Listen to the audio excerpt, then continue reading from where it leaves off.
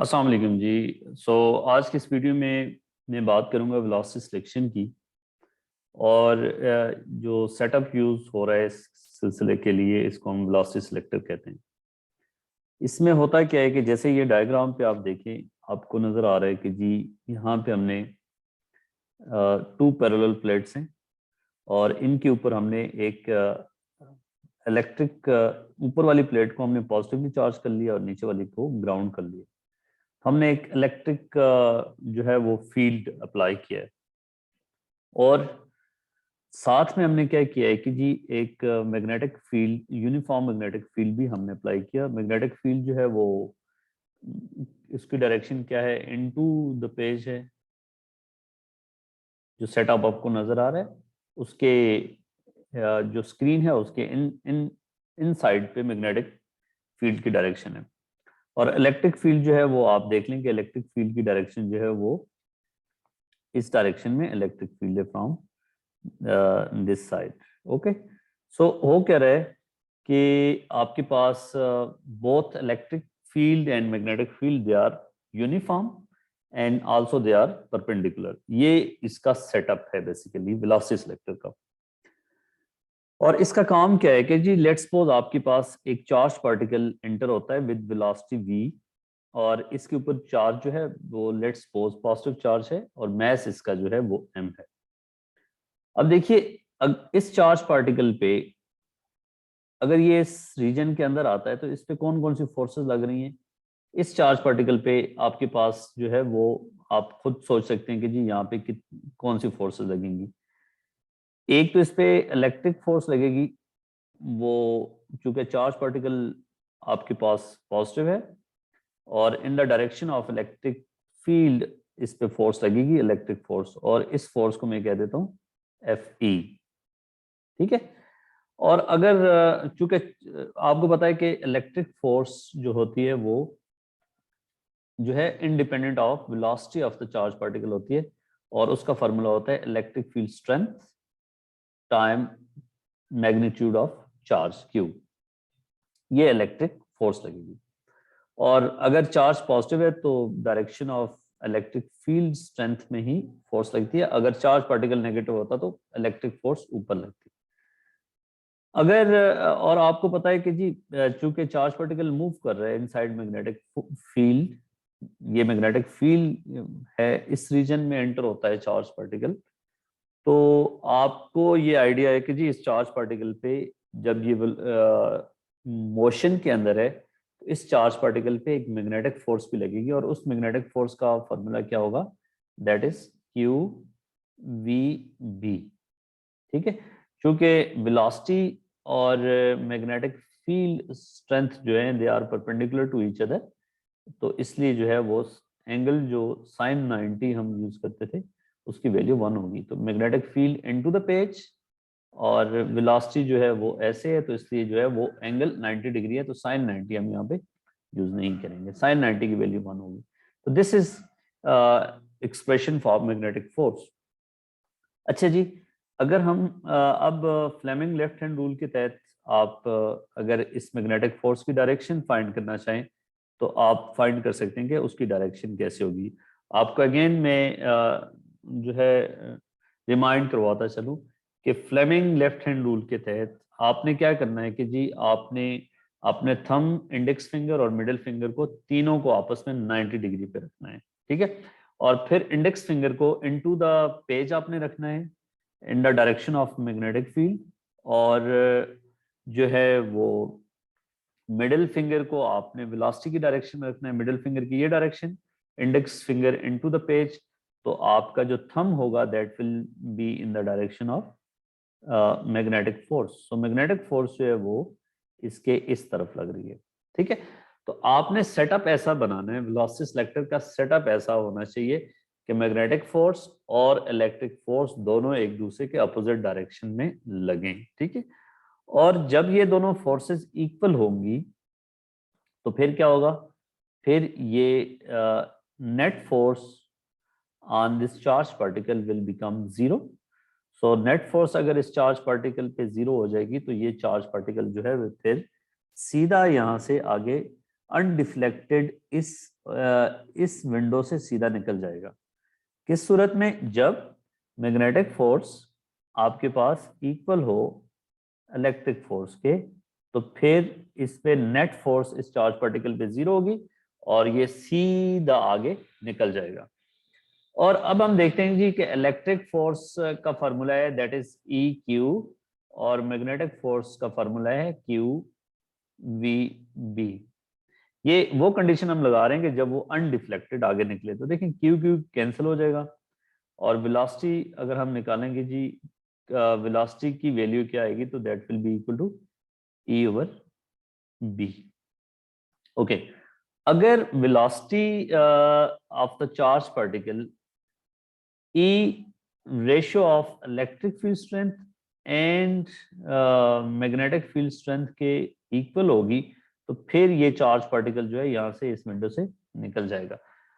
मतलब क्या है कि जी अगर आपको आपके पास बहुत सारे चार्ज पार्टिकल्स हैं, डिफरेंट मैसेज के डिफरेंट अमाउंट ऑफ चार्ज उन पे है, और वो डिफरेंट वेलोसिटी से एंटर हुए हैं इस रीजन के अंदर, और आपको एक सर्टेन वेलोसिटी चाहिए। आप चाहते हो कि जी मुझे मतलब एक खास किस्म की वेलोसिटी वाले चार्ज पार्टिकल जो है यहाँ से निकलें, तो आप क्या करेंगे कि जी इलेक्ट्रिक फील्ड को और मैग्नेटिक फील्ड की रेशियो को जो है वो उस वेलोसिटी के इक्वल कर देंगे। ठीक है, तो फिर वो चार्ज पार्टिकल जो है वो सर्टेन वेलोसिटीज आपके पास सिलेक्ट हो जाएंगी, आगे निकल जाएंगे वो चार्ज पार्टिकल्स। बाकी क्या होगा, अब इस पे अगर आप गौर करें इस रिलेशनशिप के कि जी वेलोसिटी का जो एक्सप्रेशन आया है वो इंडिपेंडेंट ऑफ मैस है। ठीक है, मैस पे डिपेंड नहीं करता और साथ में चार्ज पे डिपेंड नहीं करता। मैस एंड चार्ज से इट इज इंडिपेंडेंट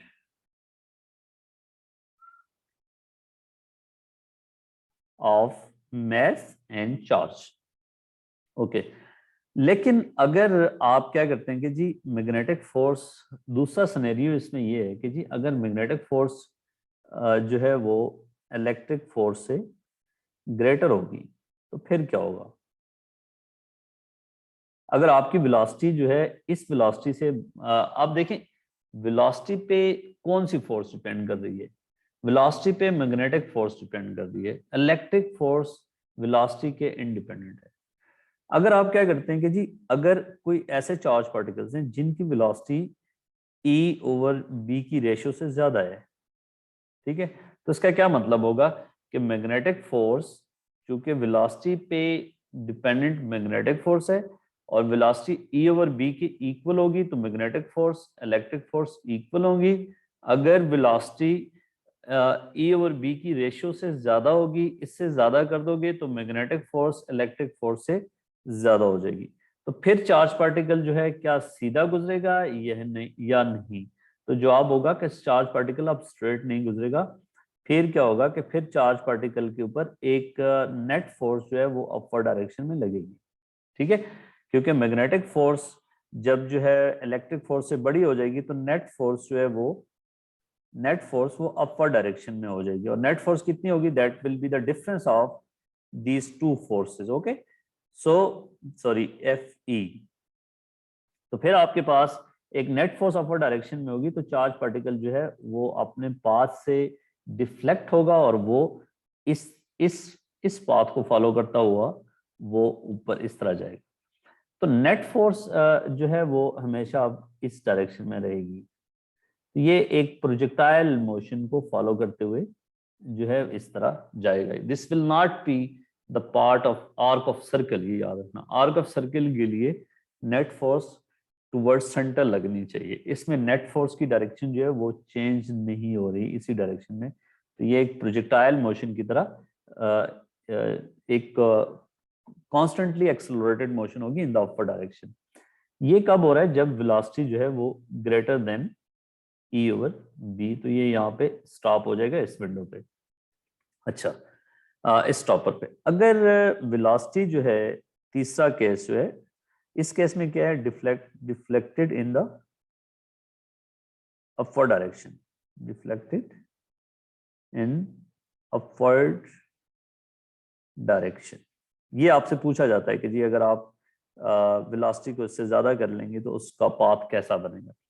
तीसरा केस है जी, अगर वेलोसिटी जो है वो E/b से स्मॉलर हो जाती है, ठीक है, मतलब वेलोसिटी को आप इस वैल्यू, फॉर एग्जांपल ये कोई वैल्यू आपके पास है 1000 मीटर पर सेकेंड, E/b की वैल्यू रेशियो जो आती है 1000 मीटर पर सेकेंड की, तो अगर 1000 मीटर पर सेकेंड वेलोसिटी होगी तो फिर वो सीधा निकल जाएगा, अगर 1000 मीटर से ज्यादा होगी तो फिर इधर आएगा, अगर वेलोसिटी इस 1000 से कम कर दोगे तो फिर क्या होगी कि फिर मैग्नेटिक फोर्स जो है वो इलेक्ट्रिक फोर्स से कम हो जाएगी, क्योंकि मैग्नेटिक फोर्स वेलोसिटी पे डिपेंड करें, आप वेलोसिटी को रिड्यूस कर रहे हैं, E/b से कम कर रहे हैं, तो मैग्नेटिक फोर्स कम होगी, इलेक्ट्रिक फोर्स वेलोसिटी पे डिपेंड नहीं करती, वो सेम ही है, ठीक है।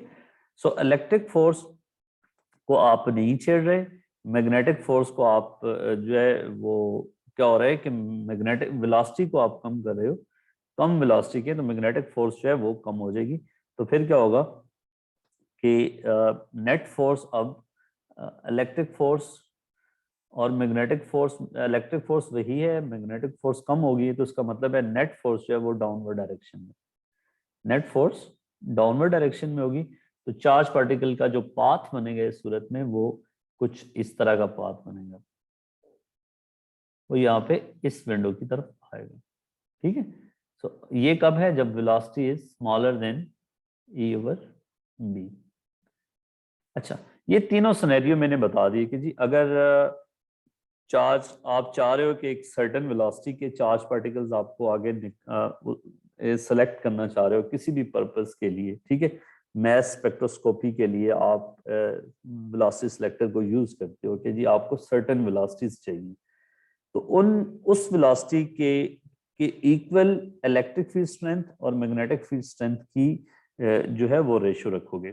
इलेक्ट्रिक फील्ड स्ट्रेंथ को कैसे कंट्रोल करेंगे, वो आपने देखा कि जी इलेक्ट्रिक फील्ड स्ट्रेंथ इस सूरत में किसके इक्वल होती है, ये पैरेलल प्लेट्स हैं, और पैरेलल प्लेट्स के बीच में जो इलेक्ट्रिक फील्ड स्ट्रेंथ होती है ये potential difference divided by this D is the distance between these two plates. तो इलेक्ट्रिक फील्ड स्ट्रेंथ को आप ट्यून करने के लिए या तो आप V को चेंज कर सकते हो या इन प्लेट्स के बीच में सेपरेशन को चेंज कर सकते हो, और मैग्नेटिक फील्ड स्ट्रेंथ को चेंज करने के लिए, B को चेंज करने के लिए आपको पता है कि जी ये किसी परमानेंट मैग्नेट से यूनिफॉर्म मैग्नेटिक फील्ड प्रोड्यूस किया हुआ है, तो आप स्ट्रॉन्गर मैग्नेटिक फील्ड के लिए आप स्ट्रॉन्गर मैग्नेट चूज कर लें, तो फिर आपके पास क्या होगा, मैग्नेटिक फील्ड चेंज होगा। अच्छा, अब सवाल ये आता है कि जी अगर आपने क्या किया है कि जी हम देखना चाह रहे हैं कि क्यू को चेंज करते हैं, पहले चार्ज पार्टिकल जो था वो एक चार्ज क्यू था, मैस m था और वेलोसिटी v थी, तो सीधा गया, ठीक है। अगर आप चार्ज को 2q कर देते हैं,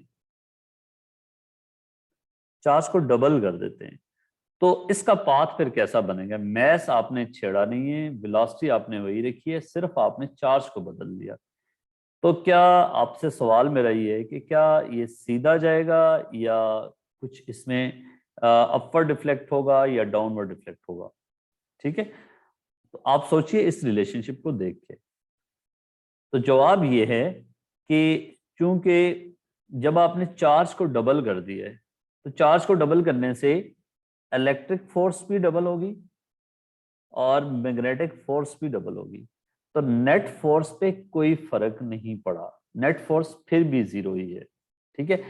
चार्ज को बढ़ाने से जिस फैक्टर से इलेक्ट्रिक फोर्स बढ़ेगी उसी फैक्टर से मैग्नेटिक फोर्स बढ़ेगी, सो नेट फोर्स में कोई चेंज नहीं आएगा, तो इसलिए वो सीधा उस वही पाथ उसी अनडिफ्लेक्टेड ही आगे जाएगा, ठीक है, नो इफेक्ट ऑन पाथ, मतलब इट विल गो अनडिफ्लेक्टेड, अगर पहले अनडिफ्लेक्टेड जा रहा था। अगर आप मैंने दूसरा फैक्टर बता दिया कि जी वेलोसिटी को चेंज करेंगे तो मैग्नेटिक फोर्स चेंज होगी, electric force independent of mass है, तो मैग्नेटिक फोर्स चेंज होने से क्या होगा कि जी आपके पास अगर मैग्नेटिक फोर्स इलेक्ट्रिक फोर्स से ज्यादा है तो अपवर्ड डिफ्लेक्ट होगा, मैग्नेटिक फोर्स इलेक्ट्रिक फोर्स से कम है तो डाउनवर्ड डिफ्लेक्ट होगा, अगर दोनों इक्वल हैं तो स्ट्रेट जाएगा, ठीक है। तो चार्ज के बाद अगर मैस का ताल्लुक देखा जाए कि जी आपने मैस को डबल कर दिया, ठीक है, मैस को हमने 2m कर दिया, तो क्या मैस से भी कोई फर्क पड़ेगा? तो आप देखें कि इलेक्ट्रिक फोर्स और magnetic force they are independent of the mass of the charge particle, ठीक है। तो इसलिए जो है उसके पाथ पे कोई फर्क नहीं पड़ेगा। तीसरा यहाँ पे अहम सवाल आता है कि जी इस चार्ज पार्टिकल का चूंकि मैस भी था और इस पे इसका मतलब ये है, ये वेलोसिटी सिलेक्टर का सेटअप जो है ये वैक्यूम में रखा गया है, ठीक है। और दूसरी अहम बात यह है कि जी मैग्नेटिक हमने ग्रेविटेशनल फोर्स को क्यों कंसिडरेशन में नहीं लाया गया? तो इसका जवाब ये होगा, देखिए मैंने दो फोर्सेज लिखी, मैग्नेटिक और इलेक्ट्रिक। ग्रेविटेशनल फोर्स क्यों नहीं लिखी? तो अगर आप ग्रेविटेशनल फोर्स का को कंपेयर करें विद इलेक्ट्रिक फोर्स और मैग्नेटिक फोर्स, तो ग्रेविटेशनल फोर्स बहुत ही कम है, ठीक है, इस चार्ज पार्टिकल की। तो इसलिए जो है वो हमने इस प्रोसेस के दौरान हमने वो जो है ग्रेविटेशनल फोर्स को हमने वो शामिल नहीं किया गया, ठीक है। सो इसलिए जो है ये वेलोसिटी सिलेक्टर का ओवरऑल पर्पस आपको समझ आ गया होगा। और इसमें इंपॉर्टेंट चीज होती है कि जी आपने आपसे सवाल पेपर में क्या पूछा जाता है कि उन्होंने ये इलेक्ट्रिक फोर्स की इलेक्ट्रिक फील्ड की डायरेक्शन तो दे दी, तो आपसे पूछता है जी मैग्नेटिक फील्ड की डायरेक्शन बताएं कि वो स्ट्रेट जाए। तो आपको पता है कि जी मैग्नेटिक फोर्स और इलेक्ट्रिक फोर्स को दोनों को अपोजिट डायरेक्शन में होना चाहिए। तो आप फ्लेमिंग लेफ्ट हैंड रूल से मैग्नेटिक फोर्स को अपवर्ड डायरेक्शन में रखे, तो फ्लेमिंग लेफ्ट हैंड रूल से आप मैग्नेटिक फील्ड स्ट्रेंथ की डायरेक्शन फाइंड कर सकते हैं, ठीक है। तो बेसिक आइडिया ये है कि दोनों फोर्सेस को अपोजिट रखना है आपने, सही। और ये जरूरी नहीं कि यहाँ पे सिर्फ negative charge particle positive charge particle ही एंटर होंगे। कभी आपसे कह सकता है कि जी इलेक्ट्रॉन एंटर हो रहे हैं, तो वहां पे फिर फ्लेमिंग लेफ्ट हैंड रूल को यूज करते हुए आप जो है मैग्नेटिक फोर्स की डायरेक्शन आप निकालेंगे। मैंने आपको बताया था कि जी चार्ज पार्टिकल पॉजिटिव है, तो फ्लेमिंग लेफ्ट हैंड रूल को की तहत फोर्स निकाल लें। इंडेक्स फिंगर को आप मिडिल फिंगर को वेलोसिटी की डायरेक्शन में रखें, तो पॉजिटिव चार्ज पार्टिकल पे फोर्स निकाल दें। और अगर आपका नेगेटिव चार्ज पार्टिकल है तो उस पर फोर्स उसके अपोजिट डायरेक्शन में होगी। तो यहाँ पे देखें, अगर ये नेगेटिव चार्ज पार्टिकल होता यहाँ पे, तो फिर हमें क्या करना होता कि जी ये पॉजिटिव, ऊपर वाली प्लेट पॉजिटिव, नीचे वाली नेगेटिव है, तो इलेक्ट्रिक फोर्स इस पे किधर लगती? फिर इस केस में इलेक्ट्रिक फोर्स जो है वो नेगेटिव चार्ज पार्टिकल पे मैग्नेटिक इलेक्ट्रिक फील्ड के अपोजिट डायरेक्शन में लगती है। तो फिर ये इलेक्ट्रिक फोर्स इस डायरेक्शन में लगती अगर ये नेगेटिव चार्ज पार्टिकल होता। तो मैग्नेटिक फोर्स को आपको इस डायरेक्शन में लाना पड़ता। और मैग्नेटिक फोर्स जो है अब मैग्नेटिक फोर्स डाउनवर्ड डायरेक्शन में रखने के लिए आप क्या करेंगे कि जी आपको पता है कि जी मैग्नेटिक फील्ड स्ट्रेंथ की मैग्नेटिक फील्ड की डायरेक्शन अब आपने सेट करनी है कि जी फ्लेमिंग लेफ्ट हैंड रूल को यूज करते हुए इस नेगेटिव चार्ज पार्टिकल पे फोर्स अगर डाउनवर्ड डायरेक्शन में चाहिए, तो उससे आप मैग्नेटिक फील्ड स्ट्रेंथ की डायरेक्शन निकाल सकते हैं, ठीक है। सो अगर ये चार्ज पार्टिकल पॉजिटिव होता, तो सॉरी नेगेटिव है, मैग्नेटिक फोर्स की डायरेक्शन अब डाउनवर्ड है, तो आप इस मैग्नेटिक फील्ड स्ट्रेंथ की डायरेक्शन खुद निकाल सकते हैं कि कैसे आप निकालेंगे, ठीक है। इस पे सोचिएगा और खुद इसको फाइंड कीजिएगा। सो पेपर में जो है इसके सवालात किस तरह के आते हैं, मैं आपको थोड़ा वो भी दिखा देता हूँ। देखिए ये कुछ पास पेपर की सिचुएशन आपको दिखा रहा हूँ कि जी इस पे क्वेश्चंस किस तरह के आते हैं वेलोसिटी सिलेक्शन में। तो आप देखिए अगर आप गौर कर रहे हो यहाँ पे, wait a second sorry,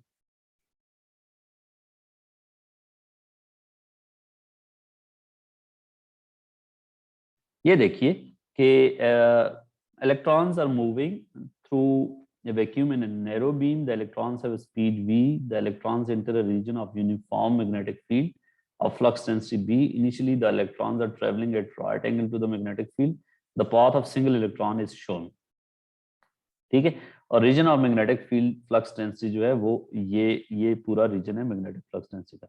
Electrons follows a curved path in the magnetic field. A uniform electric field strength E is now applied in the same region as the magnetic field. So the electron pass undeviated through the region of two fields. हमने electric field को apply करना है ताकि ये जो है वो सीधा गुजरे, ठीक है। सो आपसे पूछा क्या है कि जी gravitational effects are neglected, so derive a relationship between VEB for electrons not to be deflected. मैंने ऑलरेडी बता दिया कि मैग्नेटिक फोर्स और इलेक्ट्रिक फोर्स को इक्वल करके वही रिलेशनशिप जो आपने पहले निकाल दिया। An alpha particle has speed v and approaches the region of the two fields along the same path as the electron. Describe and explain the path of alpha particle as it passes through the region. अब electron और alpha particle में क्या फर्क है? एक तो उसने same speed से फेंका और हमने डिस्कशन में देखा था कि जी जो अनडिफ्लेक्टेड स्पीड है वो उसका क्या तलक होता है, वो डिपेंड करती है आपके पास v is equal to E by B, ठीक है। और ये हमने कैसे निकाला था? इलेक्ट्रिक फोर्स को इक्वल करके मैग्नेटिक फोर्स को, that is EQ equal to QVB, ये कैंसिल हो जाएगा, so V is equal to E by B. अगर आप स्पीड सेम रख रहे हैं, तो इसका मतलब क्या होगा कि जी आपके पास अब आपने क्या चेंज किया है कि अल्फा पार्टिकल पे एक तो चार्ज का फर्क होगा इलेक्ट्रॉन से, आपको आइडिया है, और मैस का फर्क होगा, और चार्ज और मैस का इस रिलेशनशिप पे कोई फर्क नहीं पड़ेगा, जैसा कि मैंने आपको बता दिया, तो वो सीधा ही अनडिफ्लेक्टेड सीधा गुजर जाएगा। अच्छा जी, अब हम बात करते हैं कि जी अगर आपके पास ये सवाल है, इसमें देखते हैं क्या आपसे पूछा गया। वेट ए सेकेंड, मैं इसको क्लियर कर दूं।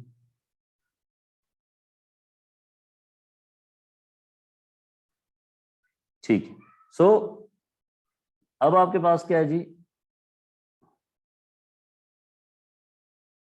नेक्स्ट क्वेश्चन में बात करते हैं कि uniform electric field between the plates as a magnitude आपको दिया हुआ है, और सॉरी ये थर्ड क्वेश्चन है, सेकंड क्वेश्चन पे चलते हैं। 1 सेकेंड, ओके। सो हमें क्या दिया गया है कि जी हमें ये आपके पास डायरेक्शन ऑफ इलेक्ट्रिक फील्ड है, डाउनवर्ड डायरेक्शन में beam of charge particles, positively charge particles जो हैं वो सीधे गुजरते हैं स्लेट से गुजर के अगली स्लेट से, और फिर ये रीजन है आपके पास।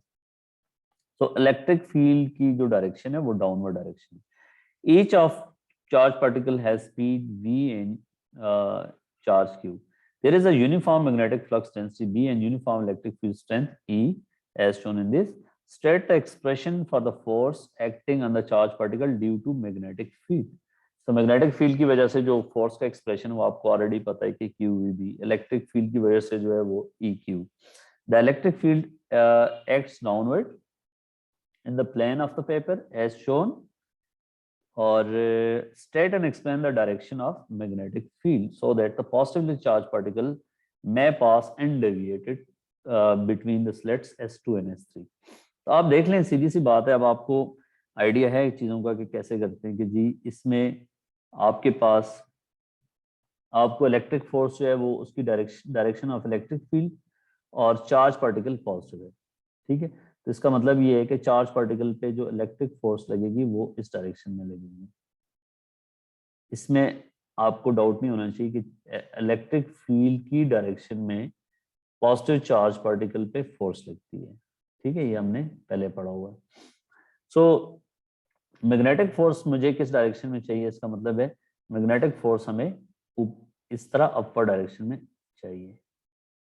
तो अब मैग्नेटिक फोर्स की आपको जो है फोर्स की डायरेक्शन पता है, वेलोसिटी की डायरेक्शन पता है, तो आप क्या करेंगे, मैग्नेटिक फील्ड स्ट्रेंथ की डायरेक्शन निकाल देंगे using Fleming left hand rule के आप मिडिल फिंगर को वेलोसिटी की डायरेक्शन में रखें और थंब को फोर्स की डायरेक्शन में रखें, तो आपकी जो इंडेक्स फिंगर है उसकी डायरेक्शन क्या होनी चाहिए, इंडेक्स फिंगर जो है वो इनटू द दिस प्लेन होगी, तो आपके पास बी जो होगा उसका क्या होगा, into the plane, into the page या प्लेन आप लिखेंगे, ताकि आपके पास फोर्स जो मैग्नेटिक फोर्स इस अपर डायरेक्शन में लग जाए। देख लें कि किस तरह का सवाल इन्होंने पूछा। तो आगे भी उसी तरह की सिचुएशन है, बस मैं आपको सिर्फ दिखा देता हूँ कि जी कैसे इसको हैंडल किया जाएगा। ये देखें, वेट ए सेकेंड। क्वेश्चन 3 जो है उसमें भी क्या है कि जी ये एक दो प्लेट्स हैं, ऊपर वाली पॉजिटिवली चार्ज है, नीचे ग्राउंड है, और पॉजिटिवली चार्ज पार्टिकल एंटर होता है। मैग्नेटिक आपको पता है कि जी इस पे अगर मैग्नेटिक फील्ड अप्लाई नहीं किया गया तो मैग्नेट इलेक्ट्रिक फोर्स जो है वो डाउनवर्ड डायरेक्शन में, तो ऐसे इसका पाथ बनेगा। ठीक है, तो इसका पाथ जो है वो इस डायरेक्शन में दिखाया गया है, क्योंकि इस पे नेट फोर्स जो है वो डाउनवर्ड डायरेक्शन में लग रही है, और ये नेट फोर्स जो है अब इस केस में क्या है, इलेक्ट्रिक फोर्स है। तो कहता है जी अगर आप इस पे मैग्नेटिक फोर्स अप्लाई कर देंगे, मैग्नेटिक फील्ड आपने अप्लाई करना है ताकि ये अनडेविएटेड सीधा आप आगे जाए। ठीक है, तो इसका मतलब मैग्नेटिक फोर्स अपवर्ड डायरेक्शन में आपने रखनी है, और उस तरीके से आपके explain why the path of particle is not an arc of circle, तो आपने कहना नेट फोर्स डाउनवर्ड डायरेक्शन में, और for the circle net force should be towards the centre of circle. A uniform magnetic field is now formed in the region between the metal plates. The magnetic field strength is adjusted so that the positively charged particle passes undeviated between the plates. तो आप magnetic field को adjust करके जब magnetic field strength, magnetic force और electric force equal हो जाएंगी तो वो सीधा जाएगा। State and explain the direction of magnetic field. तो ये वही सवाल है जो मैं आपको पहले बता चुका हूँ। अब स्पीड दी हुई है पार्टिकल की, calculate the magnitude of flux density. तो आपने देखना है कि V is equal to E by B. V आपको पता है, और जो है आपके पास इलेक्ट्रिक फील्ड स्ट्रेंथ भी दी है, that is 2.8 into 10 to the power 4 volt per metre. तो इस तरीके से आप फ्लक्स डेंसिटी निकालेंगे। फिर this is again very important, a particle in B has mass m and charge given velocity v, इस पिछले में जिसमें अनडेविएटेड जा रहा है। Without any further calculation, state the effect, if any, on the path of particle that has mass m, charge q and speed v. अब देखें, अगर mass आपने वही रखा है, क्या किया है, चार्ज को नेगेटिव कर दिया है, तो आप देखें कि अगर चार्ज पार्टिकल नेगेटिव कर दिया है तो मैग्नेटिक फोर्स उस पे, इलेक्ट्रिक फोर्स अपवर्ड डायरेक्शन में हो जाएगी, और मैग्नेटिक फोर्स जो है वो डाउनवर्ड डायरेक्शन में हो जाएगी। ठीक है, और वेलोसिटी सिलेक्शन में आपने देखा है वी में मैस और चार्ज का कोई इफेक्ट नहीं होता, इसलिए इस केस में कोई इफेक्ट नहीं होगा, वो सीधा ही गुजर जाएगा। दूसरे केस में आप मैस m, चार्ज q और स्पीड को बढ़ा रहे हैं। ठीक है, तो स्पीड को अगर आप डबल कर देंगे तो क्या होगा, हमने देखा था कि जी v is equal to E by B होगा, तो ये सीधा गुजरेगा। अगर आपने स्पीड को डबल कर दिया तो कौन सी फोर्स आपके पास बढ़ेगी, आपको पता है कि मैग्नेटिक फोर्स जो है स्पीड डिपेंडेंट होती है, Q we B. Magnetic force जो है वो डबल हो जाएगी, मैग्नेटिक फोर्स इलेक्ट्रिक फोर्स से बढ़ जाएगी। ठीक है, तो नेट फोर्स जो है आप किस डायरेक्शन में हो जाएगी, नेट फोर्स अपवर्ड डायरेक्शन में हो जाएगी। तो फिर आपके पास जो है ये चार्ज पार्टिकल का पाथ जो है वो इस तरह बनेगा। अगले में क्या है, मैस आप डबल कर रहे हैं, चार्ज वही रख रहे हैं, स्पीड वही रख रहे हैं, तो मैस का वैसे ही कोई इफेक्ट नहीं होता, क्योंकि इससे उसके पाथ पे कोई इफेक्ट नहीं होगा। तो ये मैंने आपको मैक्सिमम पॉसिबल सिचुएशन जो है वो दिखा दी कि जी कैसे आपके पास इसका वेलोसिटी सिलेक्शन क्या होती है, और इसमें वेलोसिटी सिलेक्टर का सेटअप कैसा होता है, और एग्जाम में आपसे किस तरह के सवाल पूछे जाते हैं। मुझे उम्मीद है आपको समझ आ गई होगी। Thank you so much.